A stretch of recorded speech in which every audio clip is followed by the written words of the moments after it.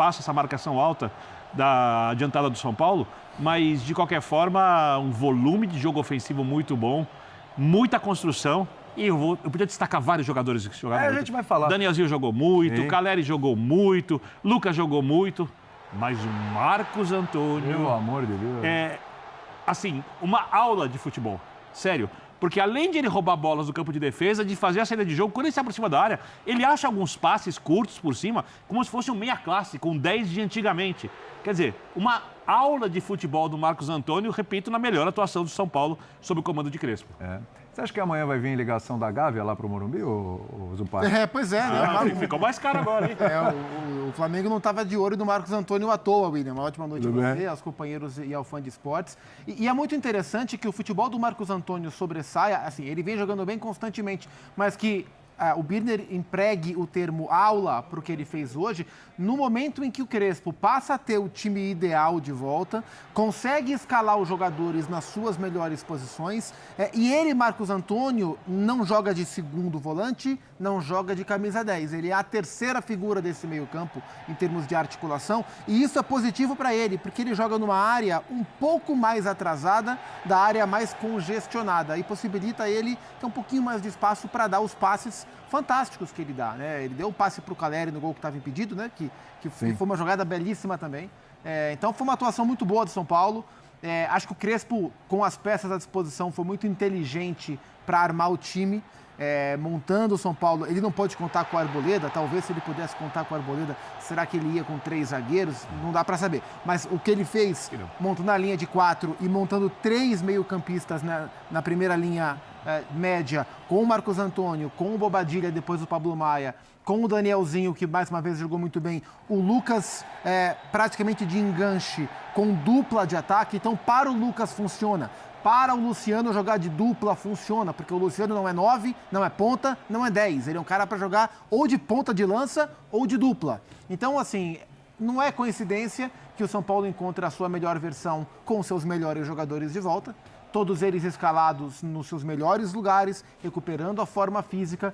O jogo de hoje falou sobre o São Paulo e falou também sobre o Grêmio. Opa, vamos falar sobre isso, sim. Também tem que falar sobre um desequilíbrio do time do Grêmio, que o Luiz Castro ainda não conseguiu resolver. O Grêmio é um time muito exposto, é o time que tomou 2 do Fluminense, 3 do Botafogo, quase tomou 3 do São Paulo, né?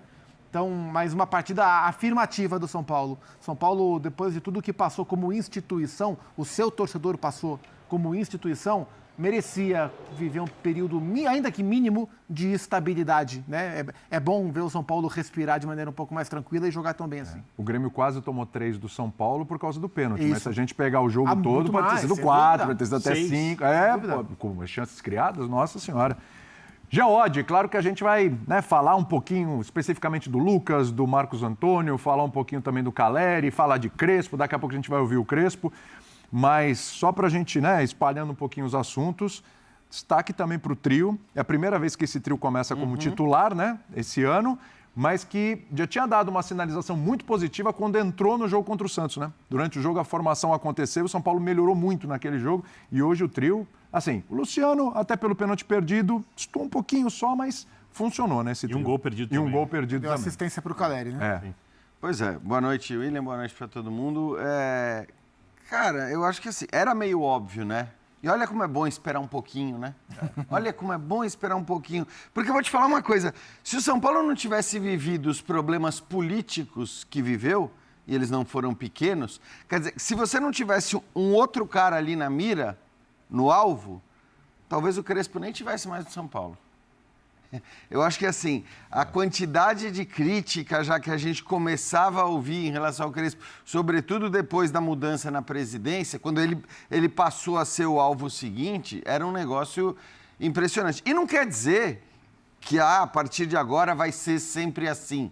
Vai ser só isso. A gente só vai ver o São Paulo jogar no mais alto nível. Porque se jogar do jeito que jogou hoje no campeonato todo, o São Paulo briga pelo título brasileiro. E eu acho um pouco provável. Eu acho difícil que o São Paulo brigue pelo título brasileiro, até porque, como você disse, o trio é muito importante. E o trio não vai jogar o tempo todo. Claro. O trio não vai jogar o tempo todo. Eu acho que isso é muito claro. Quando a gente fala de elencos, a gente sabe que o São Paulo tem algumas peças que são fundamentais, que são determinantes para que o time consiga jogar num certo nível e que essas peças, acho que o Lucas, principalmente, por melhor fisicamente que ele se mostre nas partidas, por mais que ele se dedique, é um cara que não vai ter condição de ser submetido à insanidade do calendário do futebol brasileiro. Então, eu acho que é importante entender que, ok, você vai ter limitações em determinados momentos, que esse time não vai jogar assim o tempo todo e que esse time não vai jogar o tempo todo, mas hoje o time jogou muito bem. Porque depois a gente pode discutir os erros do Grêmio, podemos discutir as penalidades, mas não interessa. Você pode ir para antes do pênalti, você pode ir para antes dos erros do Grêmio, e o São Paulo já tinha criado um caminhão de oportunidades. Primeiro tempo inteiro, do começo ao fim... Antes da expulsão, né? Exatamente, antes da expulsão. Claro que a expulsão acaba matando o jogo ali, né? Até porque o São Paulo já estava muito bem. Mas a verdade é essa, o primeiro tempo o gol poderia ter saído antes, o gol não... Assim, e sairia, a impressão que dá é que sairia de qualquer maneira, independentemente da penalidade. Então foi um grande jogo, não acho que vai se repetir o tempo todo, mas é o que eu sempre digo, cara, às vezes tem coisas tem momentos, tem situações no futebol brasileiro que a gente é tão incisivo, a gente é tão...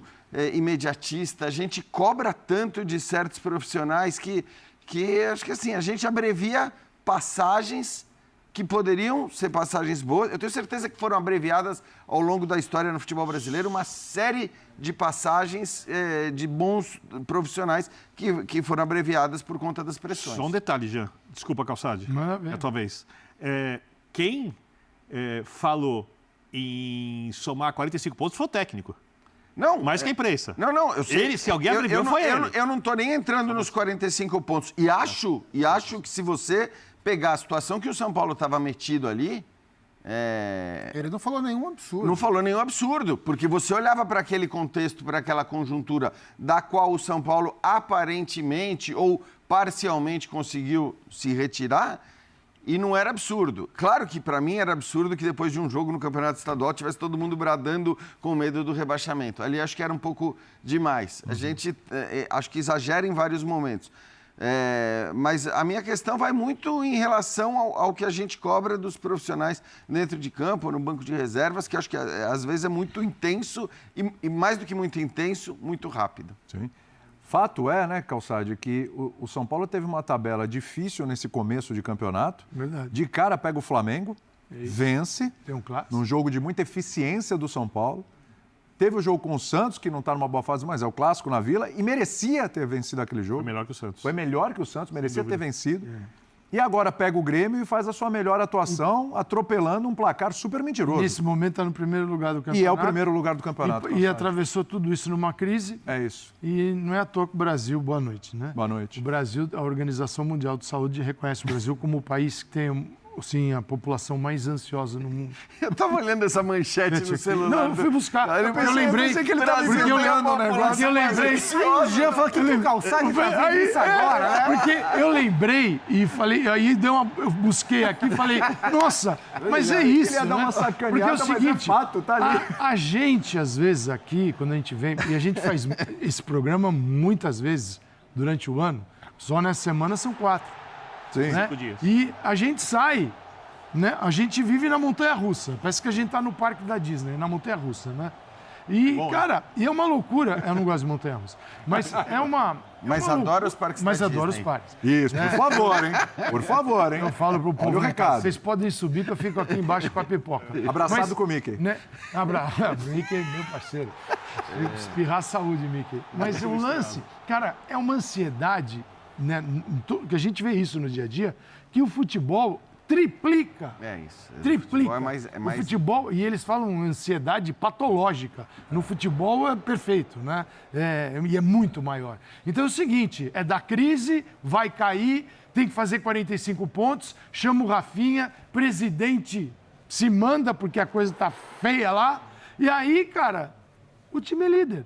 E isso não quer dizer que ele vai terminar o Brasileirão na primeira colocação, que ele não tenha problemas, mas a gente, em algum momento, né, tinha que ter uma certa estabilidade para entender os processos e ver que o tempo passa. E vamos ver onde São Paulo vai chegar. Que ele não está na mesma página do Palmeiras, ele não está. Não está na mesma página do Flamengo, ele não está. Agora, talvez... O futebol, cara, é tão maluco que ele pode terminar na frente de um deles? Pode. É a lógica? Não. Mas o futebol nem sempre é feito de lógica. Né? Então, essa ansiedade, cara, ela vem para o jogo. Né? E hoje o São Paulo fez um partidaço. E o São Paulo foi muito melhor que o Grêmio durante o tempo todo. Enquanto 11 contra 11, também superior. E, cara, talvez a gente tenha visto sim, a maior atuação de um jogador no Campeonato Brasileiro, que tem poucas partidas, mas o Marcos Antônio... você viu o Marcos Antônio jogando de primeiro volante hoje? Sim. Você viu o Marcos Antônio jogando segundo volante, camisa 8, hoje? Sim. Você viu ele de 10 hoje? Sim. Tudo em alto nível. Você viu do lado direito também, fazendo o time jogar? Sim. E na área? Também. Ah, pelo amor de Deus. Cara, é desproporcional. Ele fez. E o Grêmio? O Grêmio não jogou nada. Mas aí não é problema do São Paulo. Né? O Grêmio ainda... O Luiz Castro manda o William para o campo e... No primeiro tempo ainda. E não aconteceu também nada. É uma equipe que você... Parecia que ela estava assim... ansiosa. E foi uma mudança... Foi uma mudança. A entrada do William contra o Botafogo, né? Fez toda a diferença naquela virada, naquele jogo. E o William, inclusive, perde a bola, né, no lance do segundo gol. E ele jogou bem no jogo do Campeonato Gaúcho no último final de semana, o que credenciava ele para começar o jogo de hoje, mas o Luiz Castro opta pelo Edenilson para dar um pouco mais de corpo para esse meio-campo. Mas o Grêmio não teve nem o corpo de meio campo que ele queria, nem a saída de contra-ataque que deveria ter. E aí ele tenta com a troca com o William, também não tem nenhuma solução. E a partir da expulsão do Wagner Leonardo, o jogo, como disse o Jean, estava encerrado. É outra conversa. Encerrado. Bom, a nossa redação é composta de brasileiros, eu sou brasileiro, então a gente está no grupo da ansiedade. Então, vamos ver.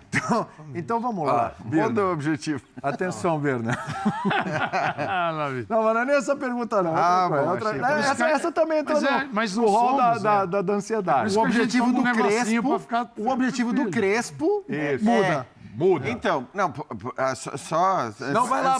Ele vai ter que ouvir essa pergunta hoje. No fim do campeonato ele vai ser lembrado disso. Desculpa, não fazia... A não ser por todo o imbróglio de gestão, pelo imbróglio político, por tudo isso, esse papo de São Paulo entrar como candidato a rebaixamento, acho que nunca fez sentido. Mas, Jean, olhando o ambiente dentro... Então, é o que eu tô falando. Eu tô falando do ambiente, inclusive, do vestiário, do próprio técnico. Não. Assim, é óbvio que quem joga bola são os jogadores, quem decidiu armar o time hoje foi o Crespo.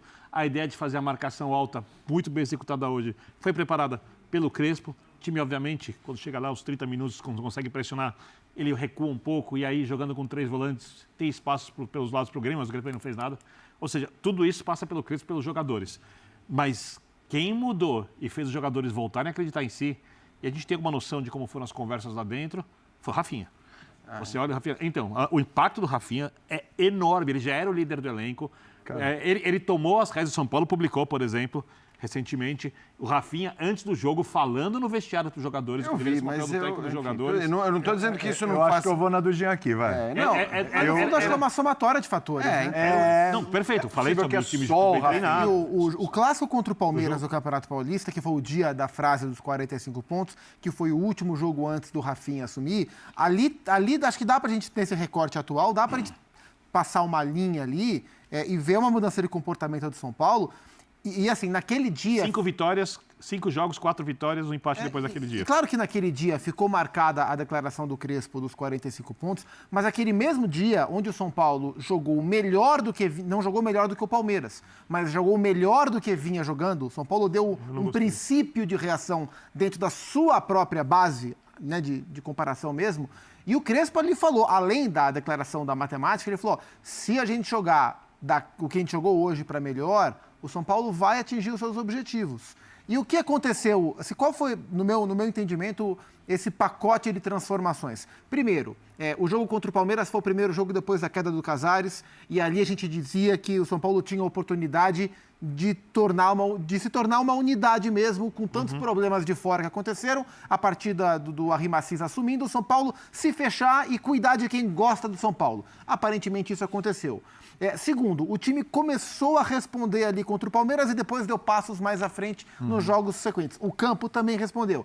Terceiro, chegou o Rafinha, que é um cara que tinha muito mais a agregar do que a atrapalhar, e é claro que o Rafinha também está agregando. E eu até acho que a declaração que o Crespo deu, a famosa declaração dos 45 pontos, com toda a repercussão que ela teve, ela também pode ter tido como um efeito as pessoas de dentro de São Paulo mostrarem que o Crespo estava errado.